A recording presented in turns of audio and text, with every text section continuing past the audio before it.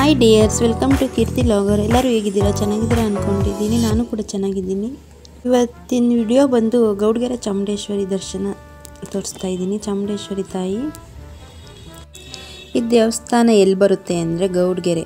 ಅದೆಲ್ಲಿ ಬರುತ್ತೆ ಅಂದರೆ ಬೆಂಗಳೂರಿಂದ ಹೋಗೋದಾದರೆ ಚನ್ನಪಟ್ಟಣಕ್ಕೆ ಹೋಗಬೇಕು. ಚನ್ನಪಟ್ಟಣದಲ್ಲಿ ಬಸ್ ಸ್ಟಾಪಲ್ಲಿ ನಿಂತ್ಕೊಂಡ್ರೆ ಗೌಡ್ಗೆರೆಗೆ ಹೋಗೋ ಬಸ್ಗಳು ತುಂಬ ಸಿಗುತ್ತೆ. ಬಸ್ ಮಿಸ್ ಆದರೂ ಆಟೋ ಸಹ ಸಿಗುತ್ತೆ. ಆಟೋದಲ್ಲೂ ಕೂಡ ಹೋಗ್ಬೋದು.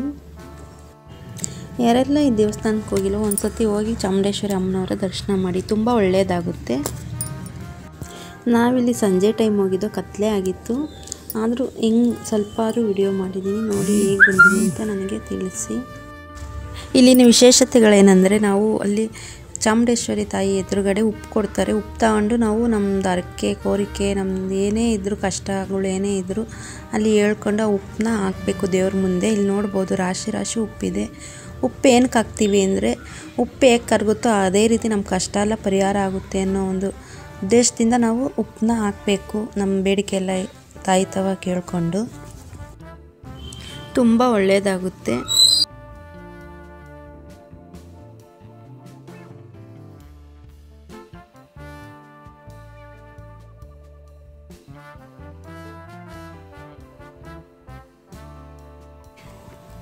ಇಲ್ಲಿ ನೋಡ್ತಾ ಇರ್ಬೋದು, ನಾನು ಸಂಜೆ ಟೈಮ್ ವಿಡಿಯೋ ಮಾಡಿರೋದು. ಎಷ್ಟು ಚೆನ್ನಾಗಿದೆ ಚಾಮುಂಡೇಶ್ವರಿ ತಾಯಿ ವಿಗ್ರಹ ಅಂದರೆ ತುಂಬ ಚೆನ್ನಾಗಿದೆ. ನೋಡೋಕ್ಕಂತೂ ಎರಡು ಕಣ್ಣು ಸಾಲದು. ನೋಡ್ತಾ ಇದ್ದರೆ ನೋಡಬೇಕು ಅನ್ನೋ ರೀತಿ ಇದೆ ಚಾಮುಂಡೇಶ್ವರಿ ತಾಯಿ ವಿಗ್ರಹ. ಈ ತಾಯಿ ತಾವು ನಾವು ಕಷ್ಟ ಏನೇ ಇದ್ದರೂ ಹೇಳ್ಕೊಂಡು ನಂಬಿಕೆಯಿಂದ ನಾವು ಪೂಜೆ ಮಾಡಿದ್ರೆ ಒಳ್ಳೆಯದಾಗೇ ಆಗುತ್ತೆ. ಮತ್ತು ಕಾಯಿ ಸಹ ಕೊಡ್ತಾರೆ. ಕಾಯಿನ ನಾವು 1 ವಾರ ಆಗ್ಬೋದು, 3 ವಾರ, 7 ವಾರ, 5 ವಾರ ಈ ರೀತಿ ಹೋಗಿ ಬಿಡ್ದಂಗೆ ಕಟ್ಟಿ ಬರಬೇಕು.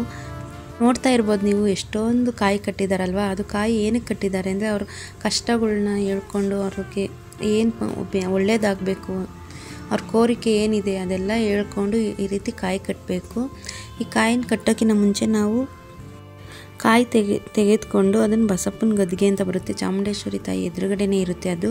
ಬಸಪ್ಪನ ಗದ್ಗೆ ಅಂದರೆ ಬಸವಣ್ಣ ಇಲ್ಲಿ ನೋಡ್ತಾ ಇದ್ದೀರಲ್ವ, ಅದೇ ಬಸಪ್ಪನ ಗದ್ಗೆ. ಅದ್ರ ಸುತ್ತಲೂ ನಾವು ಪ್ರದಕ್ಷಿಣೆ ಹಾಕಿ ಅಲ್ಲಿ ದೇವಿಗೆ ನಮಸ್ಕಾರ ಮಾಡಿ ಕಾಯಿ ಕಟ್ಟಬೇಕು. 7 ವಾರ ಆಗ್ಬೋದು, ಇಲ್ಲ 3 ವಾರ ಆಗ್ಬೋದು, ಇಲ್ಲ 5 ವಾರ, ನಮಗೆ ಎಷ್ಟು ಅನುಕೂಲ ಆಗುತ್ತೋ ಅಷ್ಟು ವಾರ ಹೋಗಿ ಕಾಯಿ ಕಟ್ಟಿ ಬರಬೇಕು.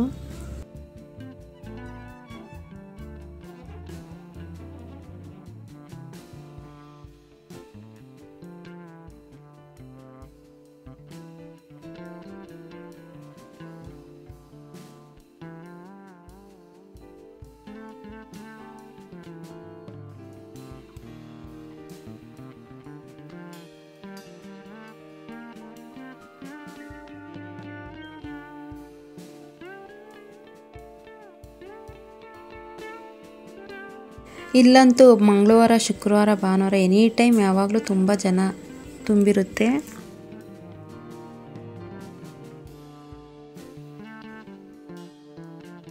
ಇಲ್ಲಿ ಒಂದ್ಸತಿ ಹೋಗಿ ಬನ್ನಿ. ಇಲ್ಲಿ ಒಂದ್ಸತಿ ಹೋಗಿ ಬಂದರೆ ಮತ್ತೆ ಹೋಗಬೇಕು ಅನ್ಸುತ್ತೆ. ನಾವು ಅಂದ್ಕೊಂಡಿದ್ದು ಯಾವುದೇ ಆಗಿರ್ಬೋದು ನೆರವೇರುತ್ತೆ. ಚಾಮುಂಡೇಶ್ವರಿ ತಾಯಿ ನೆರವೇರಿಸ್ತಾಳೆ. ಇಲ್ಲಿ ನೋಡ್ತಿರ್ಬೋದು ಜನ ನೋಡಿ, ಭಕ್ತಾದಿಗಳು ಎಷ್ಟು ಜನ ತುಂಬಿ ತುಳುಕ್ತಿರುತ್ತೆ. ಅಮಾವಾಸ್ಯೆ ಪೌರ್ಣಮಿಗಂತೂ ತುಂಬ ಜನ.